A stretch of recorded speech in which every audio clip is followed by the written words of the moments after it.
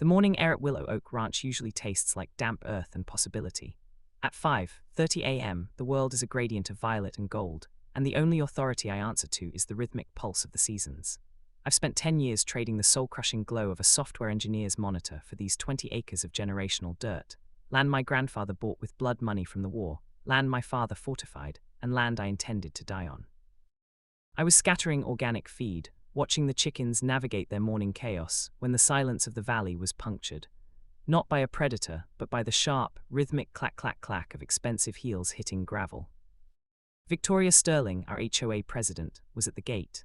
She was wearing a coral blazer that cost more than my monthly mortgage and a platinum blonde hairstyle shellacked into a helmet that could survive a Category 5 hurricane. Behind her, Robert Hayes, a retired lawyer who had traded his spine for a title on the HOA board, trailed like a guilty shadow. "Open this gate now, Marcus, or I'm calling the cops on your wife," Victoria shouted. Her voice was thin, vibrating with the kind of entitlement that only grows in gated communities. I didn't rush, I never rush. I set the feed bucket down, wiped my hands on my jeans, and walked toward the perimeter with the slow, deliberate pace of a man who knows exactly where his property line ends. "Good morning, Victoria," I said, my voice dropping into that calm, low register that usually infuriates people who want a shouting match. "I see you've brought Robert. Is this a social call, or did you just want to admire the sunrise?" "Don't be glib," she snapped. "We are here for the mandatory safety and health inspection. There have been reports, odors, noise violations, potential biohazards from your livestock." She spat the word like it was a slur. I looked past her to a black SUV idling on the street, windows tinted dark enough to hide a conspiracy. "You've been busy, Victoria, but as I told you months ago when you offered to develop this land into a luxury cul-de-sac, the ranch isn't for sale, and neither is my privacy." "This isn't a negotiation," she hissed. "Open the gate." My wife Elena stepped out of the farmhouse. She was in a crisp charcoal business suit, her phone already pressed to her ear. She didn't look like a farm wife, she looked like a storm front. She walked to the gate and stood beside me, her expression unreadable, professional, cold, and utterly unimpressed. "No warrant, no entry," Elena said. Her voice was a scalpel. Victoria's face turned a shade of purple that almost matched her blazer. She pulled out her phone, her thumb hovering over the screen. "Fine, you want to play the hard way, I'm calling it in. A dangerous woman is threatening me at Thompson Ranch. I feel unsafe. I feel assaulted." "Careful with your words, Victoria," I said, a small, sarcastic smile tugging at the corner of my mouth. "Lies have a funny way of rebounding." 911, yes, Victoria cried into the phone, her voice suddenly jumping 3 octaves into a rehearsed hysteria. "I'm at the Thompson property. A woman is threatening me. She's aggressive. I'm trapped at the gate. Please send someone before he gets violent." She hung up and looked at me, a triumphant, jagged glint in her eyes. She thought she had won. She didn't know that my wife hadn't just been at work these last few months. She didn't know about the legal protocols Elena had been obsessing over at the breakfast table. 15 minutes later, the blue and red lights crested the hill. 2 cruisers pulled up. Officer Martinez and Officer Johnson stepped out, looking weary. They'd clearly been briefed by Victoria before, but this time, she turned the performance up to 11. "Officer, thank God," Victoria ran toward them, stumbling dramatically as if her knees were giving out from the sheer trauma. He raised his hand to me. He threatened to unleash his animals. I just wanted to ensure the safety of our children. Officer Martinez looked at me. "Mr. Thompson, what's going on here?" "Officer," I said, leaning casually against the fence post, "I was just explaining the concept of private property to Mrs. Sterling. She seems to have a hard time grasping where her jurisdiction ends and the United States Constitution begins." "He's lying," Victoria screamed. "Robert has it on video. Show them, Robert." Robert Hayes stepped forward trembling and held out his phone. The video was shot from a low angle cropped tight. It showed me raising my hand, a universal stop gesture, and Victoria stumbling back as if hit by a physical force. Out of context, it looked bad. It looked like an assault. "Sir," Martinez said, his hand moving toward his belt, "I'm going to need you to step away from the gate." I didn't move, I didn't flinch, I just looked at Elena. "Actually, officer," Elena intervened, her voice echoing with an authority that made both cops pause. "Before you take any action, you might want to look at a different feed. Marcus, show them the 4K perimeter logs." I pulled my phone out and tapped the app. "You see, Victoria, when you live on 20 acres of prime real estate that people keep trying to steal, you invest in high-fidelity security, not just for the chickens." I turned the screen toward the officers.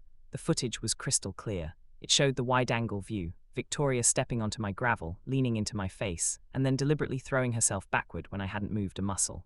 It also showed her cousin, Harold, hiding behind a tree with a clipboard whispering instructions. But more importantly, it showed the black SUV. "What is that vehicle doing there, Victoria?" I asked, my voice silky and sharp. I don't know," she stammered, the color draining from her face. "I do," Elena said. She pulled a badge from her blazer pocket, not a local police badge, but a federal one. The silence that followed was heavy enough to crush the gravel beneath our feet. "I'm with the State Attorney's Office, Public Integrity Unit. We've been monitoring this HOA for 6 months following reports of racketeering and predatory land acquisition." Victoria's mouth opened, but no sound came out. She looked like a fish gasping for air on a dry dock.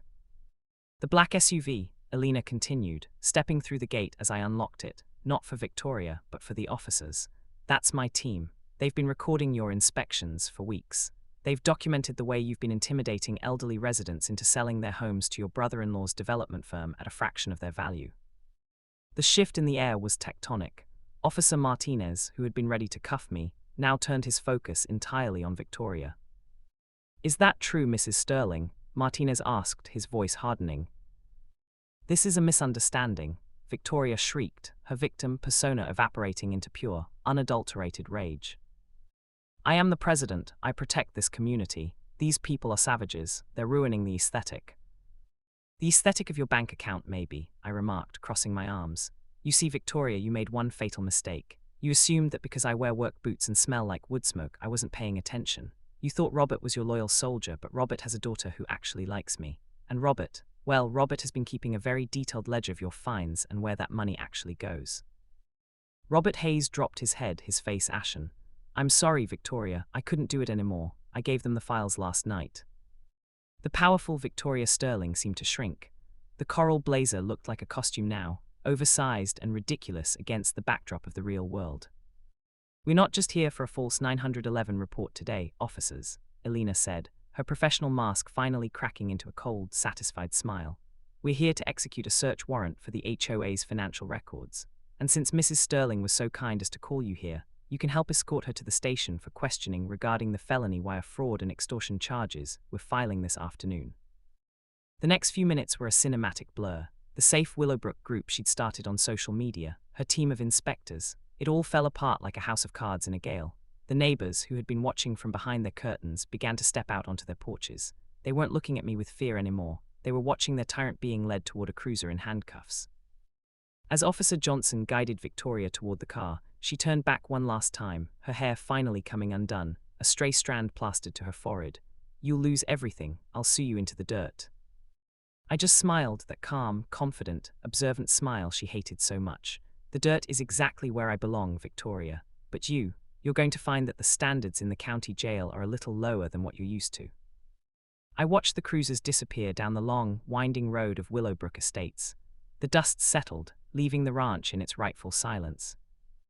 Elena leaned against my shoulder, the tension finally leaving her frame. "I told you I had big news." "You did," I said, kissing the top of her head, "but you could have mentioned the federal task force before I had to face the coral dragon." "Where's the fun in that?" she teased. I looked out over my 20 acres. The sun was fully up now, baking the scent of pine and earth into the air. The HOA was in shambles. The safe Willowbrook group was being flooded with the truth, and for the first time in 3 generations, the ranch felt truly, legally, and finally mine. I picked up my feed bucket. The chickens were getting restless, and unlike Victoria, they actually had a purpose. I've learned one thing through all of this. Power is a lot like a fence. If you don't build it on solid ground, it only takes one person standing their ground to watch the whole thing tip over.